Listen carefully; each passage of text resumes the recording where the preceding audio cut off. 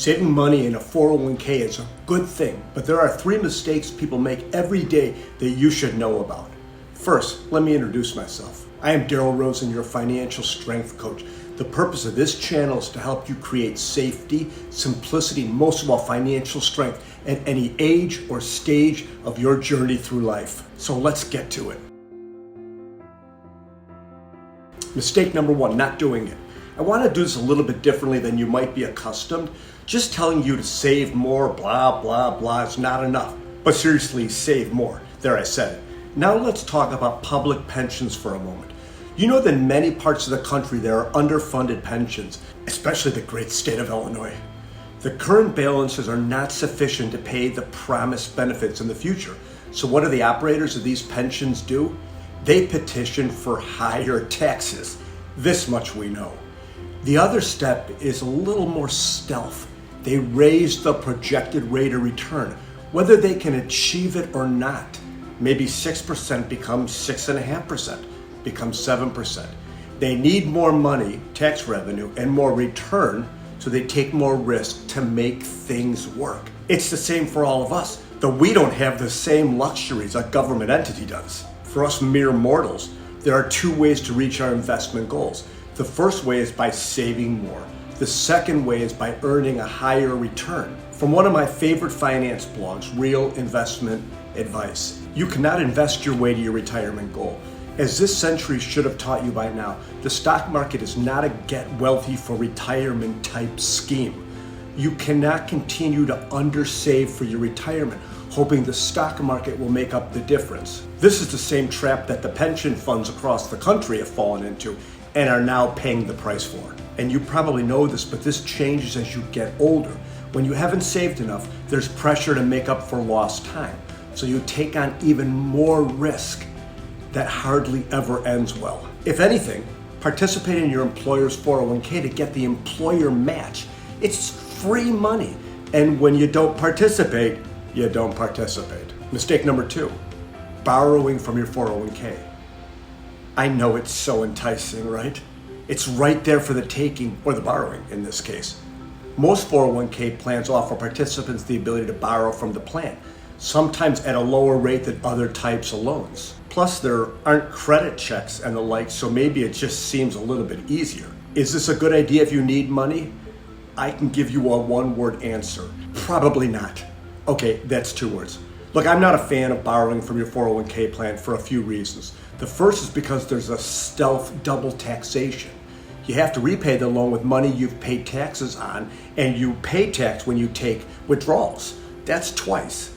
So here's an example. Let's say you need $10,000 to purchase a basket weaving machine for your underwater basket weaving business. Let's also presume that you're under 59 and a half years of age, where it is more complicated because you aren't of age according to the IRS. If you're single, where tax rates are effectively higher, and make a good living between state and federal taxes, you could pay upwards of 30% on your income. So here's what this means. Prior to the taxes being taken out, you effectively have to earn, call it $13,000 or $14,000, so that after tax, you have $10,000 to pay back your loan. What fun! The double taxation comes in when you ultimately withdraw the money in retirement. The second reason I don't favor borrowing money from your 401k is you lose potential growth when the money is out of the account. Many people let these loans sit out there, and in this case, time is not on your side. Number 3, paying high fees. According to the Bureau of Labor Statistics, the average worker currently holds 10 different jobs before the age of 40. Forrester Research predicts that today's youngest workers will hold 12 to 15 jobs in their lifetime. The mistake of paying high fees is not really about your current employer's plan, but for your old plans at employers for whom you don't work anymore. Fees and related expenses should always be on your radar. While your balance at the time you retire will determine how much income you receive in retirement, fees and expenses in your plan will gradually reduce your potential growth.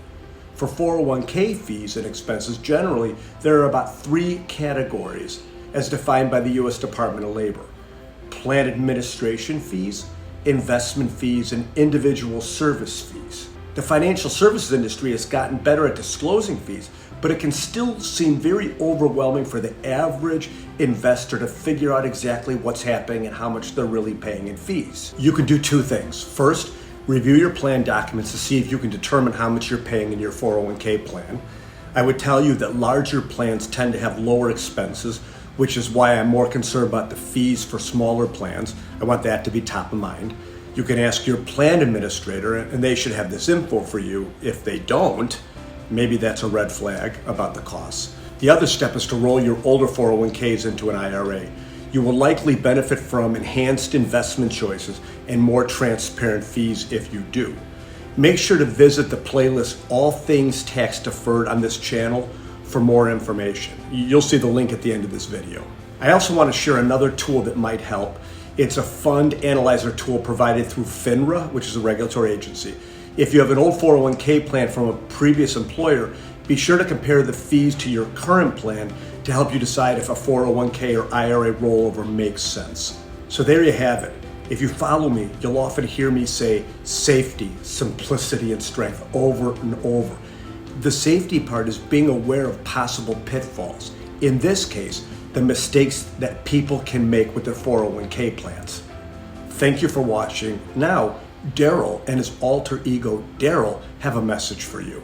Darryl, do you think people like our videos? Beats me. How do we find out? We can ask them. How? Like this. If you like our videos, give us a thumbs up below. Anything else? Yes, subscribe. This way you'll see our content right away. Tell the viewers why we do this. To help them create safety, simplicity, and most of all, financial strength in the future. Got it. To subscribe, just click the button below.